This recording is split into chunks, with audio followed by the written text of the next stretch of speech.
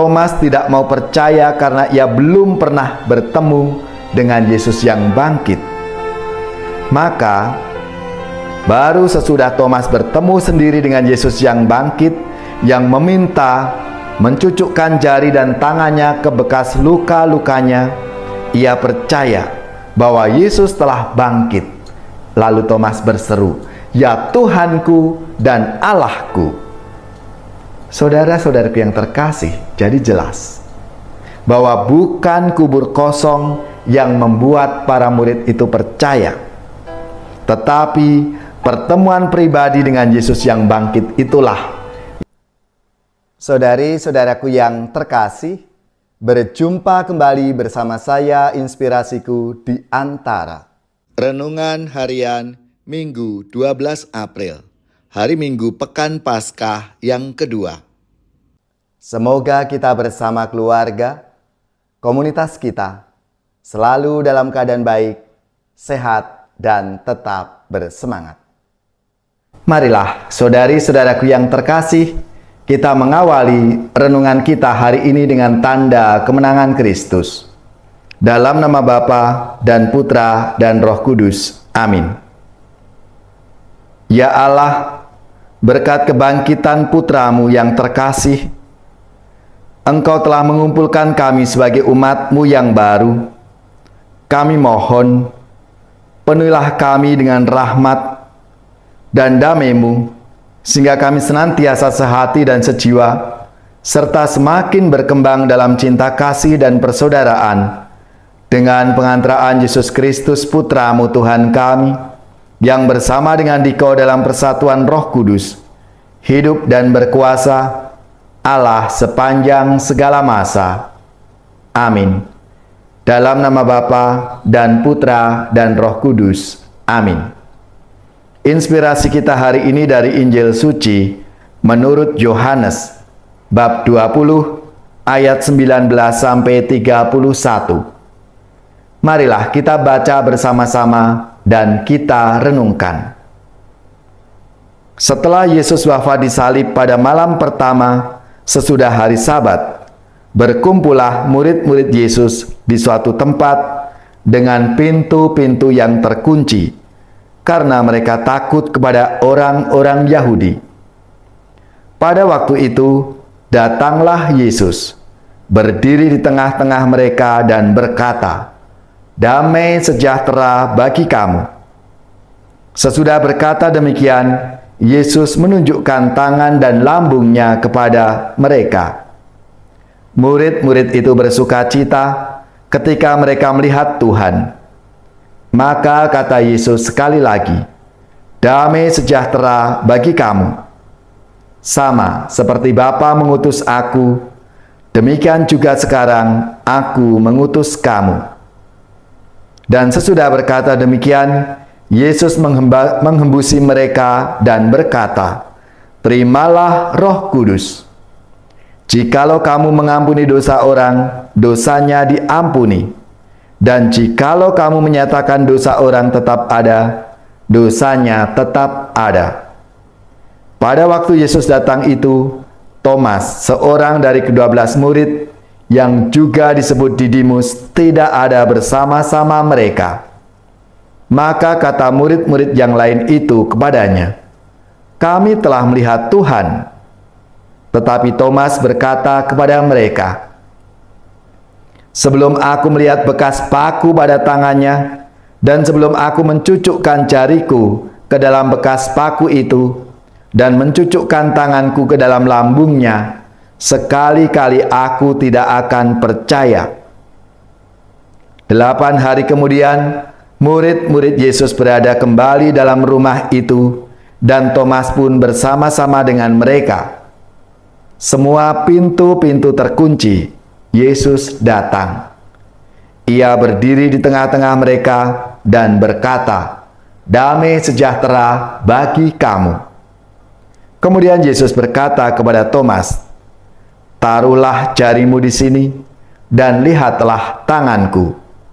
Ulurkanlah tanganmu dan cucukkan ke dalam lambungku, dan jangan engkau tidak percaya lagi, melainkan percayalah." Thomas menjawab kepadanya, "Ya Tuhanku dan Allahku." Kata Yesus kepadanya, "Karena telah melihat Aku, maka engkau percaya. Berbahagialah mereka yang tidak melihat, namun percaya." Memang masih banyak tanda lain yang dibuat Yesus di depan mata murid-muridnya yang tidak tercatat dalam kitab ini. Tetapi semua yang tercantum di sini telah dicatat supaya kamu percaya bahwa Yesus telah Mesias, Anak Allah, dan supaya oleh imanmu kamu memperoleh hidup dalam namanya. Demikianlah sabda Tuhan. Terpujilah Kristus. Saudari-saudaraku yang terkasih, dalam sabda Tuhan hari ini, para murid percaya bahwa Yesus telah bangkit bukan karena mereka melihat kubur kosong, tetapi berkat pengalaman pribadi telah bertemu dengan Yesus yang bangkit itu.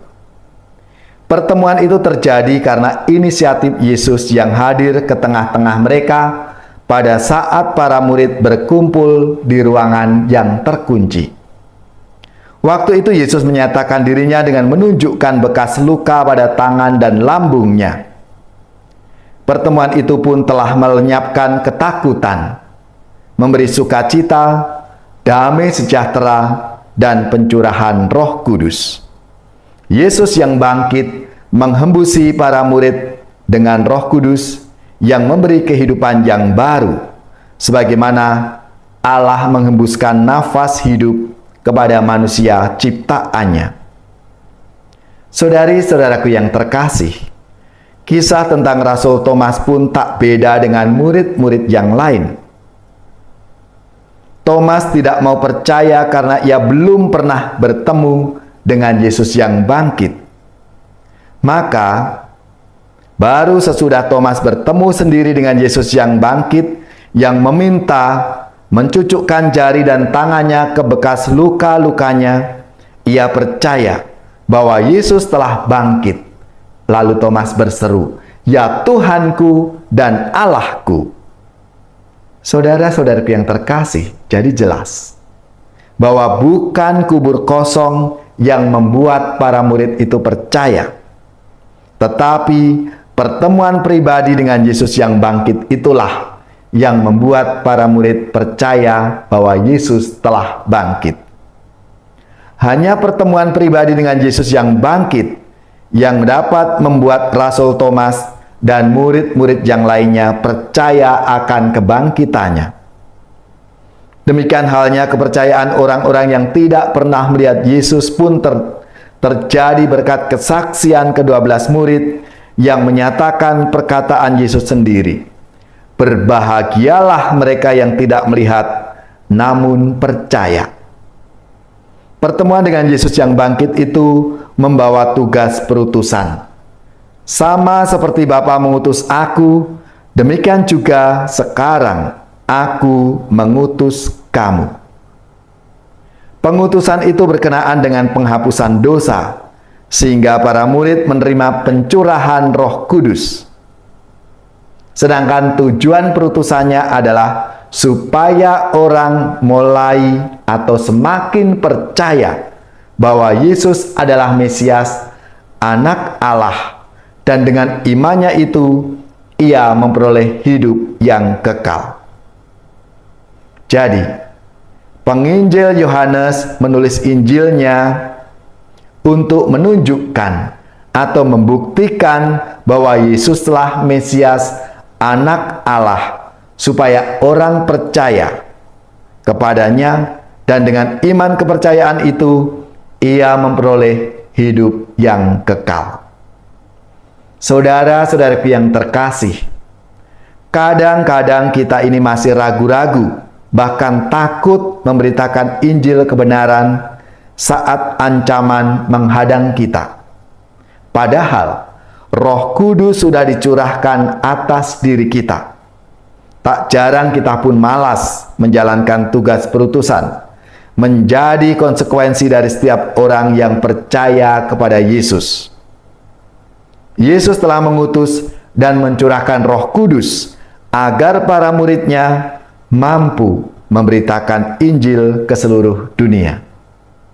Saudari-saudaraku yang terkasih, kita semua ini adalah para pengikut Kristus zaman sekarang yang seharusnya siap sedia untuk memberitakan Injil kebenaran kepada siapapun, kapanpun, dimanapun, dan dalam situasi apapun.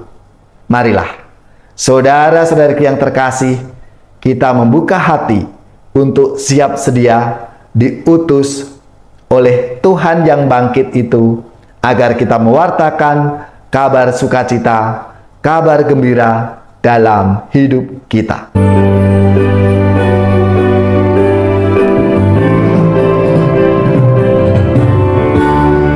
Hei, bangkit bagi Yesus, pahlawan salibnya, anjungkan panji raja dan jangan menyerah. Dengan semakin jaya Tuhanmu ikutlah, sehingga tiap lawan berlutut menyembah.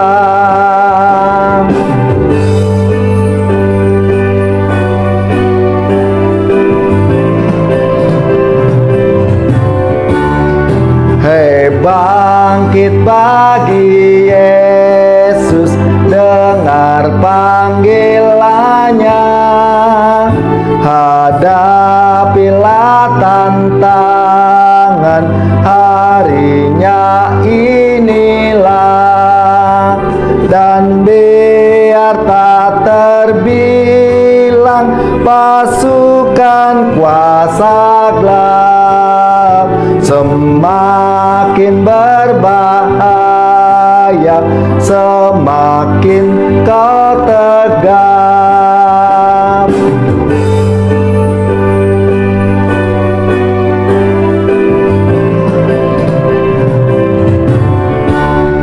Hei, bangkit bagi Yesus, mohon kuasanya, tenagamu sendiri tentu tak cukuplah.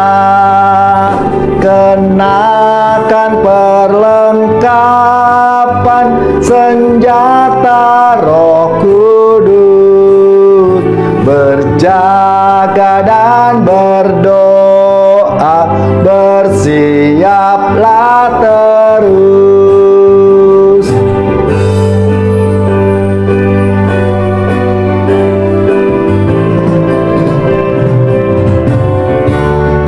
Hei, bangkit bagi Yesus, tak lama masa perang, gaduhnya kan diganti nyanyian pemenang, yang jaya diberikan mahkota yang bakal bersama Raja mulia berkuasa selamanya.